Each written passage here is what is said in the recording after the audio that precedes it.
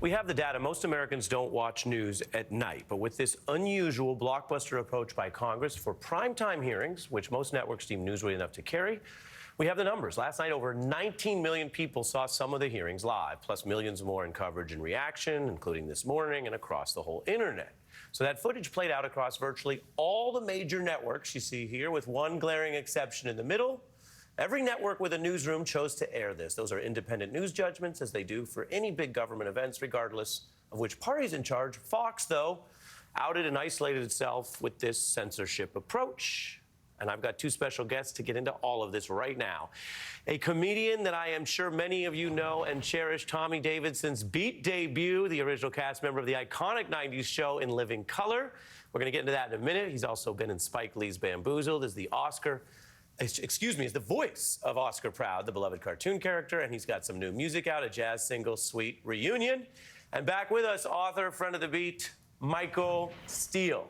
Welcome to both of you. Michael, you look at the cancel approach here. Fox wants to cancel what it disagrees with. No other news network did that.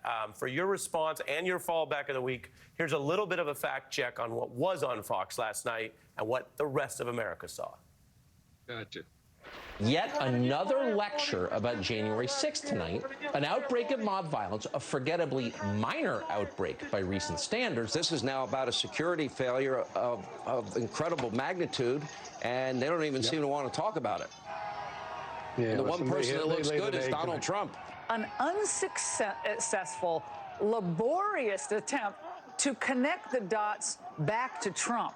So Trump to a coup that never happened. Michael.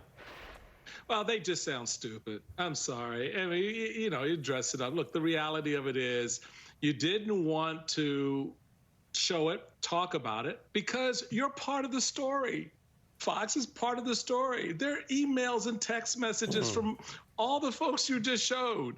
So, of course, they don't want to show that. You got to, if you're going to perpetuate a lie, you're going to perpetuate it to its obvious conclusion, and that is until someone just shuts you down completely. Well, that's what this committee is in the process of doing. They don't want to be a part of that, which gets me to my fallback Friday moment.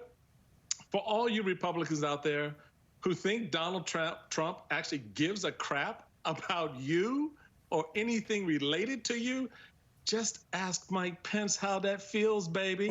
To know that the President of the United States stood there and says that you deserve to die because you wouldn't do what I instructed you to do. Now, I don't know how y'all gonna, deal with that. There are a whole lot of psychiatry and psychologists and people you can lay on the couch with about that, but you need to get your stuff together. And Tommy, let me just say, boy, it's just a pleasure to be on with you, man. Thank you. Thank you so much. It's nice to see both of you, man. I'm glad I'm the comedian on here because there's a lot that's funny these days. You know what I mean? Funny ha-ha or funny terrible? Yeah, what I have to say about all that is, the denial is a river in Egypt. We all know that one, you know what I mean?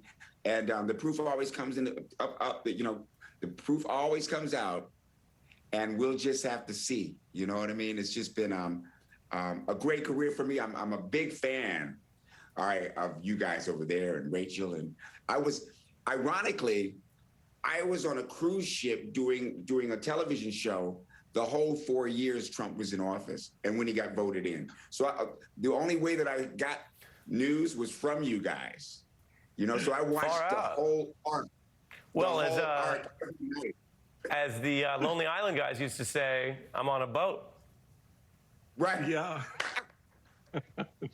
Exactly. But, it's helped my perspective as well, man. Well, let me jump in on this because you're very kind to say that. And shout out to Rachel. We are all fans of Rachel here, but we're not going to let you talk about us. Michael and I do want to shout out In Living Color. I grew up on it. Yes. Pioneering, social commentary, goofiness. Yes. And if you know Michael Steele, there's a lot of times where he just looks at what's going on in politics and says, homie, don't play that. Let's take a look at some highlights.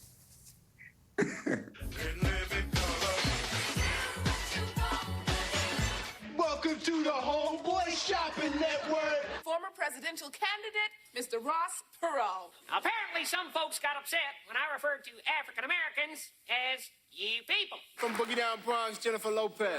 Mr. Williams, is this your attorney? No, he just hanging. Homie, homie, homie, homie, homie, homie. Homie, don't play that. I got a two-parter for you. What did that mean to you all then, doing this work together as a team that has pioneered a space that then was less supported in terms of platforms, and now you have so much more, obviously? And two, what's on your mind? Because I know you're working on issues in gun violence and other things. So take it away. We're just proud because we knew we knew what the show meant to America. You know, we were the hottest comics at the time.